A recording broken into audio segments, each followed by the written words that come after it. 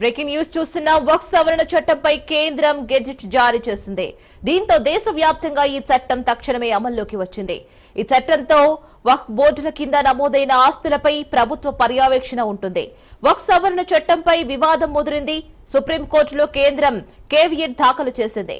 వక్ఫ్ చట్టంపై దాఖలైన పిటిషన్ల విచారణకు ముందు తమ వాదనలు పరిగణలోకి తీసుకోవాలని కేంద్రం కోరింది. మరోవైపు ఈ సవరణ చట్టంపై దాఖలైన పిటిషన్లను సుప్రీంకోర్టు విచారణకు స్వీకరించింది. ఈ నెల 15-16న విచారణకు రానున్నాయి.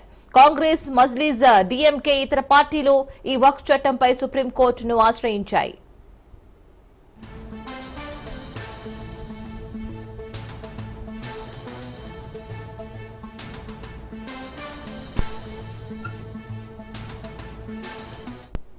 వక్ఫ్ సవరణ చట్టంపై కేంద్రం గెజిట్ జారీ చేసింది.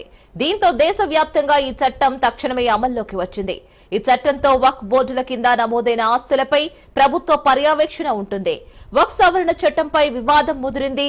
సుప్రీంకోర్టులో కేంద్రం కేవియట్ దాఖలు చేసింది. వక్ఫ్ చట్టంపై దాఖలైన పిటిషన్ల విచారణకు ముందు తమ వాదనలు పరిగణలోకి తీసుకోవాలని కేంద్రం కోరింది. మరోవైపు ఈ సవరణ చట్టంపై దాఖలైన పిటిషన్లను సుప్రీంకోర్టు విచారణకు స్వీకరించింది. ఈ నెల 15-16న విచారణకు రానున్నాయి.